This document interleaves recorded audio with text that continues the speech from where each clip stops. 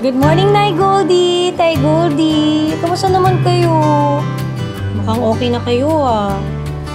Ako naman, yung usual. Hindi naman ako nakatulog. Alam naman yung buhay na nag-iisa. Worried, stressed, lonely. Pero okay na yan. Basta happy kayo. Happy na rin ako. Alam mo na yun eh. Tsaka, ayaw ang favorite ko. Pero sige na, unahin ko muna yung iba ha. Wait lang ha, babalik ako. I promise, babalik ako. Wait. Good morning mga fins! It's a good day today, so let's look alike. Everybody, let's look healthy. Alam mo naman, breakfast is the most important meal of the day. Yes, my zebra fish, my colorful fish. Hi ma! Hi pa! Good morning po sa inyo.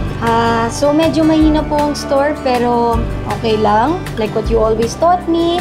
Think positive, be positive, and stay positive. Kaya don't worry, kaya natin to. Mag-selfie naman tayo para malay mo, maswerte naman tayo today sa store, di ba? Say fish on 3. 1, 2, 3, fish!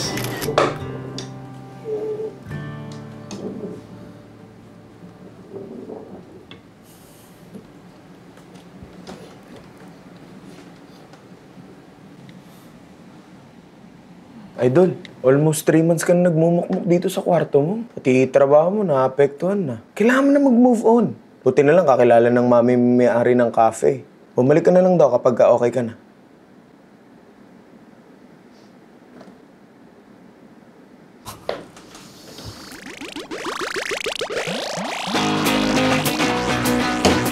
Bro, samahan mo ako.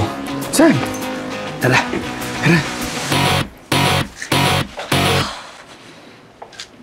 Wala na naman customer. Hindi tayo swerte today ah. Happy ang malipad! Ay, lumilipad na isda! Ano ba yan, Tina? Gulat naman ako sa'yo. So ano nangyayari dun sa mukha mo, Pauline Marasigan? Bakit parang binaksakan ka ng aquarium sa mukha? Ay nako, malas yan sa negosyo. Pero ito, bibigyan kitang matcha para hindi ka na sad. Oh, sweet mo naman, Bestie. Of course. Thank you. I know. Talaga. Ito yung straw. Akin na. Please, kailangan ko to. Stress ako. Bestie, ayaw mo ba talaga i-consider yung job offer ng tita mo sa Singapore? Malulugi na tong shop nyo. Bes, ilang beses ko na sinabi sa'yo, di ba? Hindi nga pwede. Hindi ko kayang iiwan tong store na to. Alam mo yun. Alam ko. Alam ko naman na ito na lang yung naiwan sa'yo ni Tito at Tita bago sila mawala. Pero isipin mo to Sa tingin mo ba gugustuhin nila na nahihirapan ka ng ganito? Oh, yan. Yang mukhang yan. Eh, bestie, ayoko naman makatrabaho abroad eh. Ito talaga ang gusto ko. Ang gusto ko, ituloy itong store na to. Okay?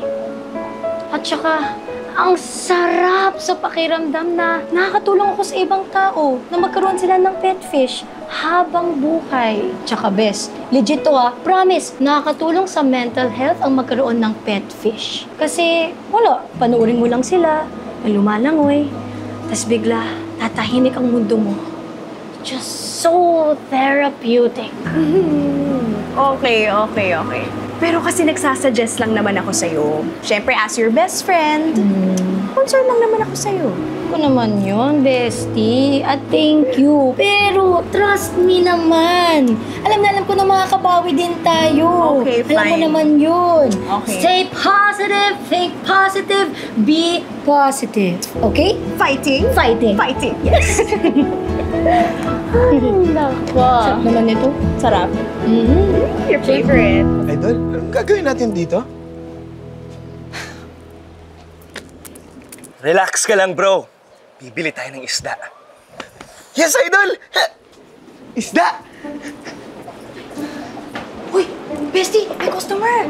Sabi ko sa'yo, makabawi din tayo eh. Okay ba? Ganda. Ready? Lalaki nito. Hi, sir! Welcome to Fish Polly! Yes, how may I help you? Sir, meron po tayong guppies, molly, angelfish, neonfish, tetrafish. Meron po rin betta fish. Galing po Thailand, rare na rare, di ba? Maganda rin yun. Bes, bini ata siya.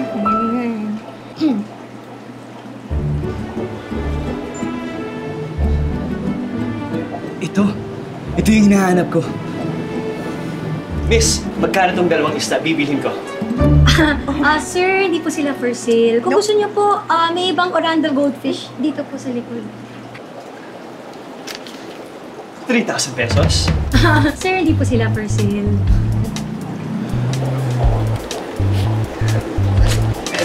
Yeah. 5,000 pesos.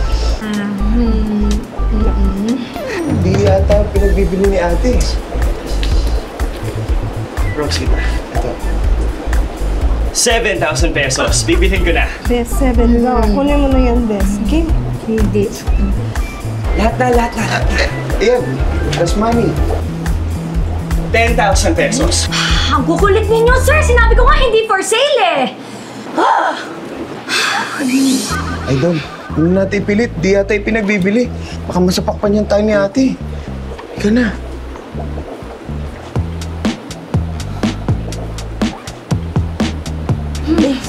Bakit mo naman sinungitan?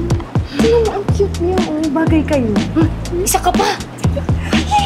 Tingin mo nga ako. Ito naman di mabiro eh. Joke lang.